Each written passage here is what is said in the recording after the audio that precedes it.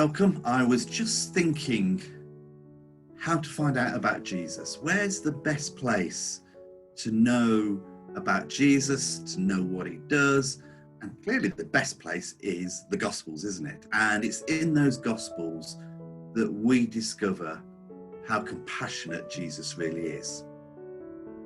Welcome to Thought Today. My name is Andy. I'm the pastor of Community Church Longton.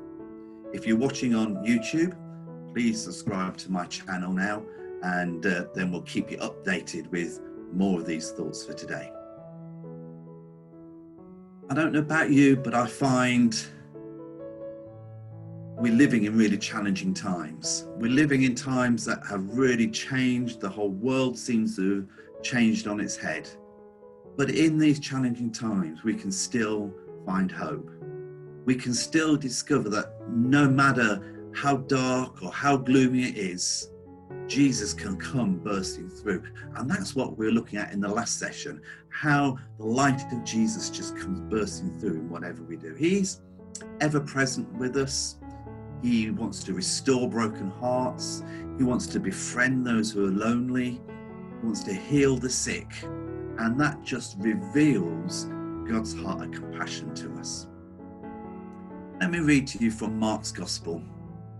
I'm going to read from chapter 6, 45 to 51.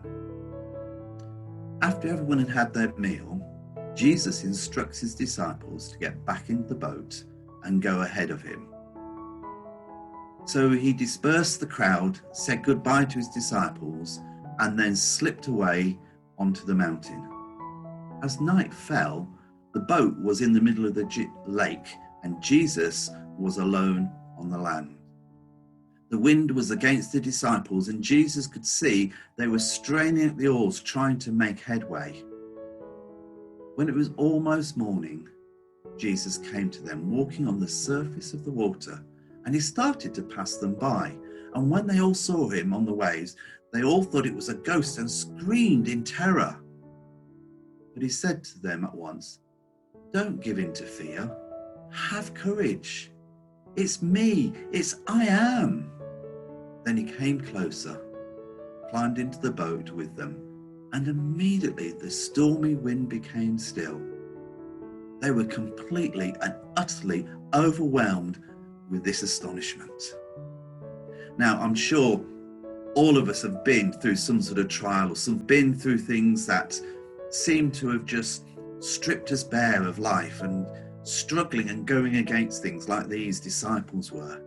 And at times like that, as much as we want to pray and have a great prayer life, I think sometimes like that, our prayers are so weak and we just whisper, "Jesus, I love you."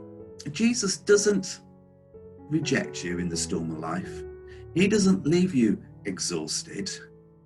He doesn't shake his head with, "Oh, can't believe it." Their eyes of faith won't focus again. Instead, with his compassion, he climbs into the boat with us. When you're in the midst of your storm, when things are going hard, when you can hardly do anything but just cry out to him, with tenderness, he rushes to your side. He wraps himself around you and he becomes your strength. He creates hope out of hopelessness, and he stills the storm. With patience, he breathes faith into your heart until your eyes focus clearly again. I think that's wonderful that Jesus wants to breathe faith into each one of you right now. Whatever it is you're facing, whatever you're going through, he wants to breathe faith right into you right now. He loves to lift you above the storm. He loves to bring his grace so that your song can become a song of victory.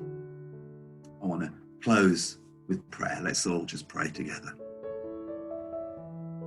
Jesus, all we can do sometimes is just sit and wait for you in total dependence. We feel you here right now, breathing hope and igniting faith in each one of us. Jesus, we say we will not give in to despair. We will not give in to anxiety. We will not give in to depression and fear. Instead, as you hold each one of us in your arms, we will let this storm become a foundation for us to find that song of victory, to give praise to you in the middle of what we're going through. Amen. Amen. Well, great. Thanks for being with me again on this session, and keep tuned into the channel on YouTube, and there will be more coming up over the week. Thanks ever so much. Bye for now.